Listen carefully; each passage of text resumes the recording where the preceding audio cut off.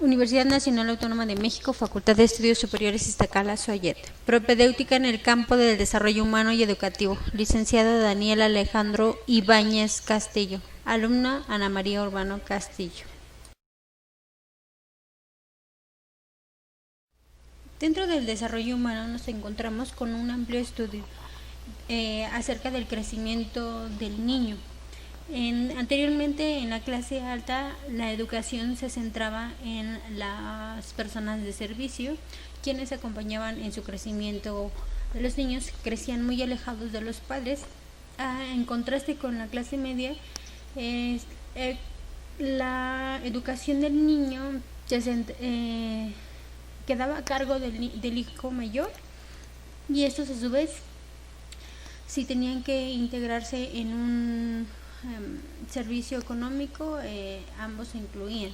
Tanto niños como adultos trabajaban en común, teniendo así el contacto de aprendizaje. Dentro del siglo XVIII, XIX y XX nos encontramos con el principal estudio de Aries, que presenta su libro en 1960, El niño y la vida familiar en el antiguo régimen. Es el primer libro que se conoce que estudia el desarrollo del niño. El desarrollo humano se ha visto involucrada una historia muy amplia, y en los primeros estudios que se tienen sobre la clase alta es que los niños tenían la educación en una persona encargada de servicio, y en la clase media generalmente el niño mayor es el que se hacía cargo de los niños. Entonces no había como ese contacto familiar o lazos familiares entre padres e hijos, y no se le daba la importancia del desarrollo humano. También en el siglo XVIII, XIX y XX pues hay un gran crecimiento en cuanto al estudio, el interés por que el niño tenga un desarrollo bueno, y tenemos el primer libro escrito por Aries en 1960, el cual se llamó El niño y la vida familiar en el antiguo régimen.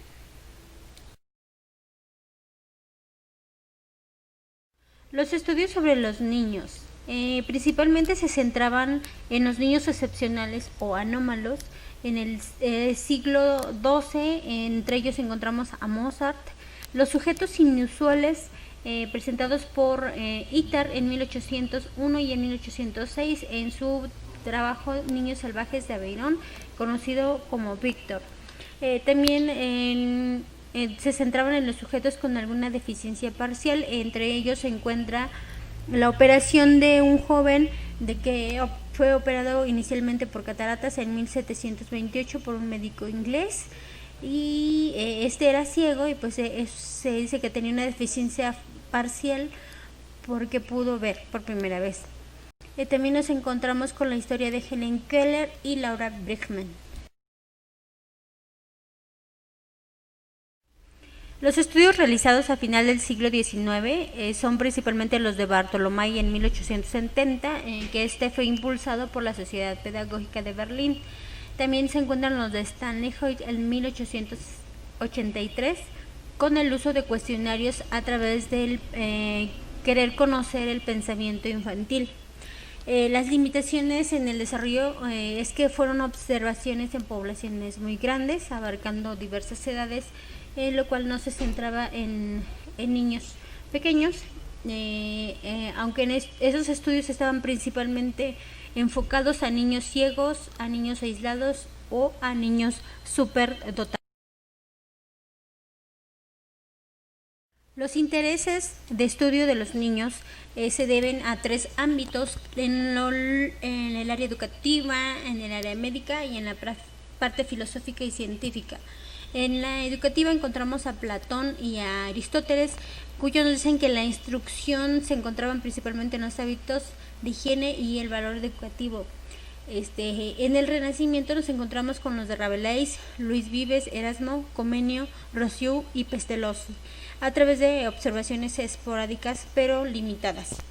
En el siglo XV, Jean Hérode conocido como Luis XIII, nos habla principalmente del cuidado, la alimentación y la educación por los niños. En cuestión de intereses filosóficos y científicos, nos da la respuesta a los problemas del conocimiento, del lenguaje, a la formación de conceptos. Dentro de los estudios encontramos los de Tiedemann, Taine, Darwin y Peyer. Las etapas de estudio del niño se dieron a través de observaciones esporádicas. En la antigüedad, a finales del siglo XIII, por los griegos, realizaron observaciones en niños. Las observaciones sistemáticas inician con la publicación de Tiedemann en 1787 y surge la psicología del niño.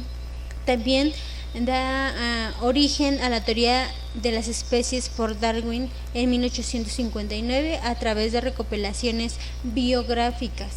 La constitución de la psicología del niño como disciplina inicia con los estudios de Peyer, filósofo alemán, en su libro El alma del niño en 1882, y Stanley Hoyle en 1883. Nos habla de una observación sistemática, de una experimentación y los inicios de los cuestionarios. La psicología evolutiva en 1895, hasta la culminación de la Primera Guerra Mundial con Baldwin, nos habla del desarrollo mental del niño y de la raza. Sigmund Freud habla ya de los test de inteligencia, y la Gestalt y el conductismo se centran en el desarrollo del niño a través de la formación de las funciones psicológicas del adulto y de la evolución del psiquismo. El desarrollo sistemático de las teorías. Al final de la Primera Guerra Mundial, hasta los siglos 50, Werner, Wallon, Piaget y Vygotsky desarrollaron observaciones detalladas a través de interpretaciones teóricas. La convergencia entre la psicología evolutiva y la psicología experimental inicia en la mitad del siglo XX hasta la actualidad. Trabajos de Piaget y de la psicología evolutiva tratan los procesos del desarrollo del niño a través de la psicología cognitiva. En el siglo XVII, Jan Amos Comenius, la escuela debe variar según la edad, según se presente la infancia, la puericia, la adolescencia y la juventud, y su libro Orbis Sensation Pictures en 1658 es expuesto según el desarrollo del niño. El filósofo inglés John Locke es el fundador del empirismo y del asociacionismo, el cual nos dice que el niño nace con una tabula rasa, es decir, un papel en blanco. El filósofo ginebriano Jean-Jacques Rousseau nos habla de la educación del niño en el libro Emily of the Education, publicada en 1762, y se centra principalmente en el desarrollo infantil del niño.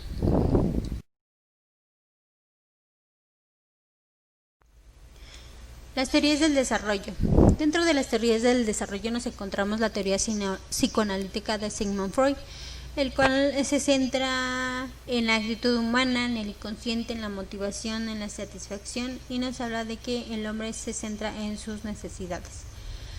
El conductismo nos habla de la conducta humana del organismo, que estos son producto de los reflejos incondicionados. La Gestalt estudia al sujeto en su estructura y en su función cognitiva. Piaget nos habla de un procesador, del desarrollo psicológico, mecanismo interno y organismo de acción. Vygotsky nos habla del desarrollo del individuo y también como formas de aprendizaje organizado. La teoría cognitiva nos habla de que en el desarrollo hay un procesamiento interno. El aprendizaje significativo es aquel que conduce a la creación de estructuras de conocimiento mediante la relación sustantiva entre la nueva información y las ideas previas de los estudiantes, según Díaz Hernández, 2001. El aprendizaje significativo se necesita de material significativo, del cual se adquiere los significados a través de la disposición del individuo. Es decir, que Para que haya un aprendizaje significativo debe haber un significado potencial del cual haya una relación intencional y sustancial del material. De acuerdo a la disponibilidad y a la estructura cognitiva del individuo, le da significado al mismo. Es producto del proceso de aprendizaje. Tipos de aprendizaje.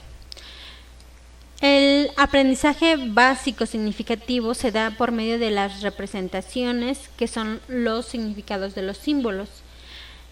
Los tipos de aprendizajes de vocabulario se presentan como un proceso, como aprendizaje de representaciones, significado de símbolos o de palabras unitarias, en las cuales se puede nombrar, clasificar y definir. El aprendizaje también se da por proposiciones, es decir, el significado de las ideas expresadas, los grupos de las palabras combinadas o proposiciones u oraciones. Es decir, que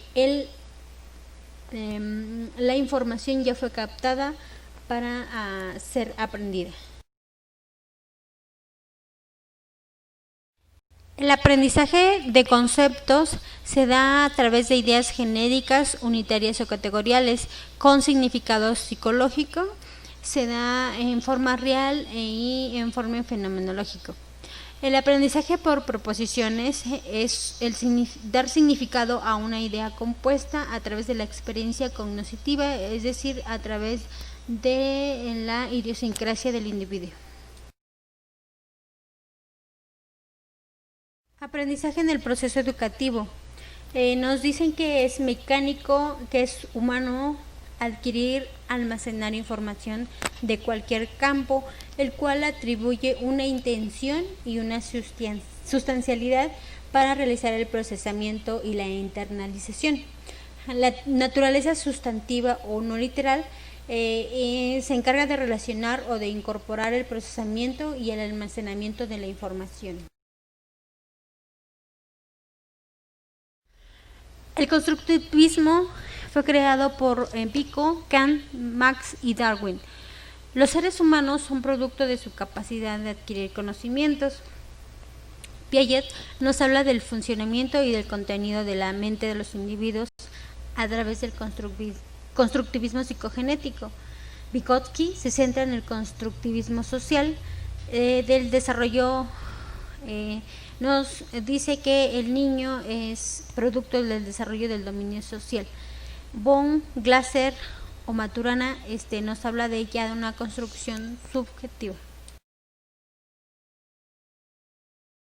Focos psicológicos al campo educativo. Nos encontramos con el aprendizaje escolar y la intervención educativa, el desarrollo psicológico del niño, la identificación y la atención de la diversidad de intereses, necesidades y motivaciones, el replanteamiento curricular, el reconocimiento de tipos y modalidades de aprendizaje intelectual, afectivo o social. También hay una búsqueda de alternativas, la promoción del alumno y del docente. El aprendizaje significativo en situaciones escolares. La recepción repetitiva de un contenido nos da la internalización de un aprendizaje formal hipotético. A modo de adquisición de información, descubrimos que se da por descubrimiento repetitivo de un contenido. También va formulando conceptos en una etapa inicial de desarrollo cognitivo. La recepción significativa, la información se relaciona con la estructura cognitiva, con la disposición y con una red conceptual, incorporando al conocimiento la estructura cognitiva a través del descubrimiento repetitivo, las acciones arbitrarias, manifestaciones y de memorización. Las fases del aprendizaje significativo, según Schwell en 1990, se dan en una fase inicial, en una fase intermedia y en una fase final. La parte inicial se da en los hechos o partes de la información. Ese a su vez memoriza el aprendizaje por acumulación. Existe un poco de procesamiento, un escaso dominio. y hace uso de estrategias generales a través de otros estudios y se da por condicionamiento a través de un aprendizaje verbal. En la fase intermedia hay una formación de estructuras aisladas, la comprensión es profunda y se reflexiona y se recibe con un conocimiento abstracto, organizador, ya es un mapeo cognitivo. En la fase final hay una mayor estructura de esquemas, hay mayor control de situaciones. El aprendizaje ocurre por acumulación y dominio y hace uso de estrategias de aprendizaje.